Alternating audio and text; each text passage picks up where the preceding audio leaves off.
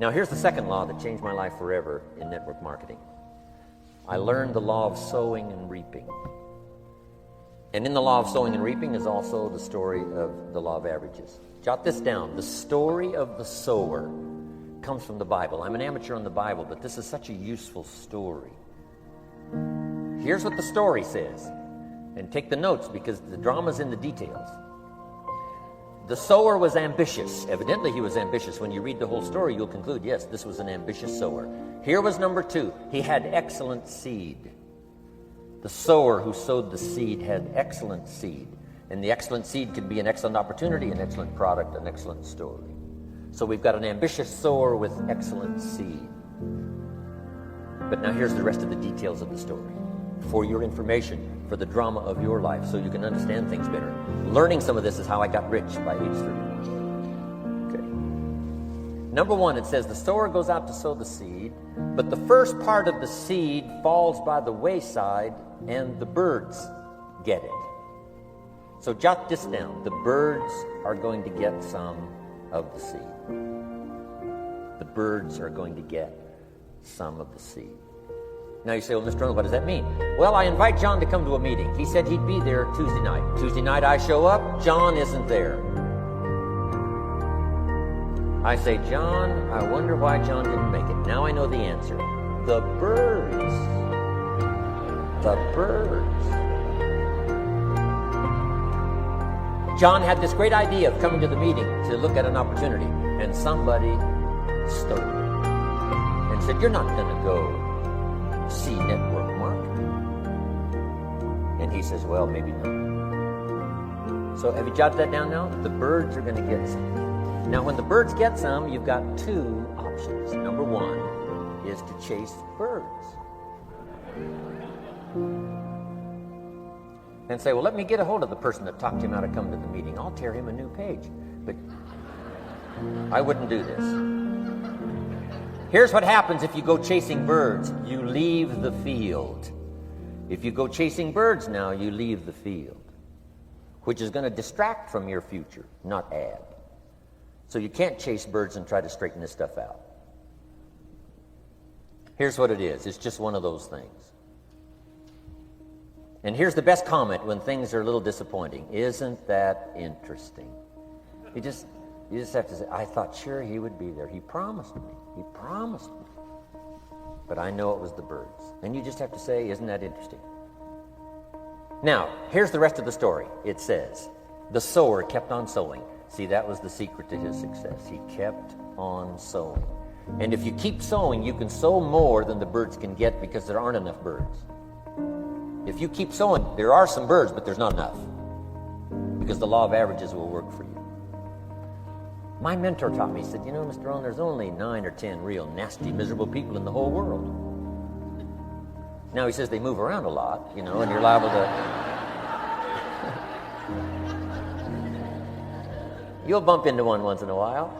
But when you bump into one, you say, there's only 9 more like you. I can handle that in the whole world. Okay. Now, here's what else it says. The sower now keeps sowing the seed. Now the seed falls, the story says, on rocky ground where the soil is shallow. And the rocky ground where the soil is shallow is not of your making. because you had excellent seed and you were an ambitious sower. So the rocky ground where the soil is shallow is not of your making. But here's what it says what happened. This time, the little seed that falls in the ground starts to grow, and the little plant starts to grow. But the first hot day, it withers and dies. Not an easy thing to watch. I finally get John started. Sure enough, 3 or 4 days later, somebody says, boom, and he goes,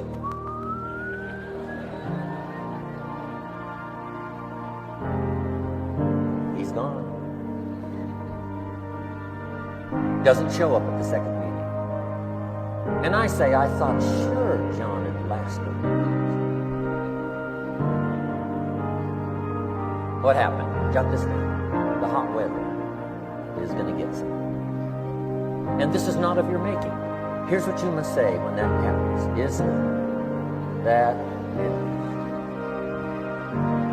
What can you do? The answer is nothing. You say, well, I'm going to try to change this. I wouldn't take that class. You know, the sun comes up in the east. Somebody says, why is that? I wouldn't spend much time on that. Just let that happen.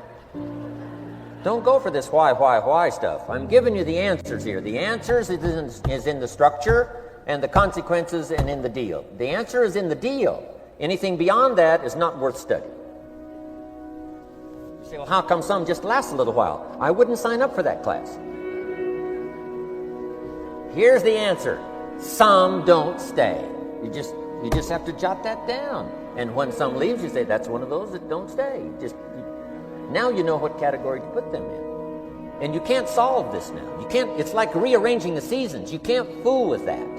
All you can do is cooperate with the way things are set up. I didn't set it up. You say, well, it shouldn't be this way. Well, when you get your own planet, you can rearrange this whole deal. But on this planet, you're a guest. You got to take it as it comes.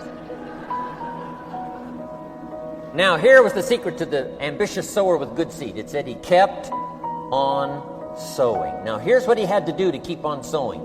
He had to discipline his disappointment. This is a key phrase now to use the rest of your life. You must learn to discipline your disappointment because you didn't set up the setup, and some are not going to stay, and that is not of your making. Now, if you made gross errors and you ran them off, see, that'd be different. Now, you're responsible for that. But if it's in the normal course of things, this is the way things are. Now, here's what it says. The sower keeps on sowing. Now it says the seed falls on thorny ground. And somebody says, well, how much of this do you have to go through? Well, hang on. It's not the end of the story. Now the little seed falls on thorny ground. And now the little plant starts to grow again. But as the little plant starts to grow, the thorns choke it to death. And it dies. So jot this down. The thorns are going to get something. And that's not of your making. And what are these thorns? The story even called these little thorns, little cares, little distractions, little somethings. Who knows what all they are?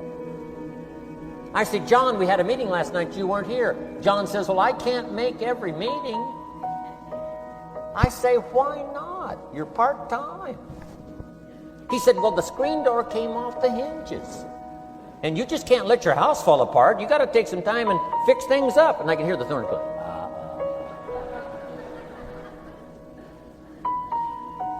He says some extra trash had piled up in the garage. You can't let mountains of trash take over. You got to keep your trash hauled out. People who let little things cheat them out of big opportunities. People who let little things cheat them out of big opportunities. And you feel almost helpless. What could I do about that? And that's nothing. And you say, well, why is this? I'm asking you not to sign up for that class. Don't sign up for these why is this class. It's just the way it is. Like winter following fall and spring following winter. So if you got that, the thorns are going to get some. But now here's the good news. Let's read the rest of the story now quickly. The sower now what? Keeps on sowing the seed. Keeps on sharing the story. Keeps on giving an invitation. Yes, the invitation can be more powerful for me as it was 1 year later than it was the first month. because now I'm saying I'm making twice as much money part-time as I'm making on my full-time job. Yes, the story can be more powerful, but the law of average is still going to work. But now here's what the story said. Finally, the seed falls on good ground. Finally, the seed falls on good ground. Now put this in parentheses. It always will, if you keep sowing. If you share a good idea long enough, it will fall on good people. But now here's the rest of that story. Some of the good ground did 30%. And some of the good ground did 60%. And some of the good ground did 100%. You say, well, why the difference in numbers? I wouldn't sign up for that class. Come on. Have I said that often enough now? Don't register for that class. It's just the way it is. Now, I tried to get the 30s to do 60. Found out it was more than I could handle. I used to say, I'll make them successful if it kills me. I almost died. No, you can't do that. Here's what you do. Let the 30s do 30 to the best of their ability and keep doing 30, because that's how they build their lifestyle and get what they want out of life. And let the 60s do 60, and let the 100s do 100s. Now, how can you get some to do 100%? You got to go through all these experiences, and you got to talk to all these people,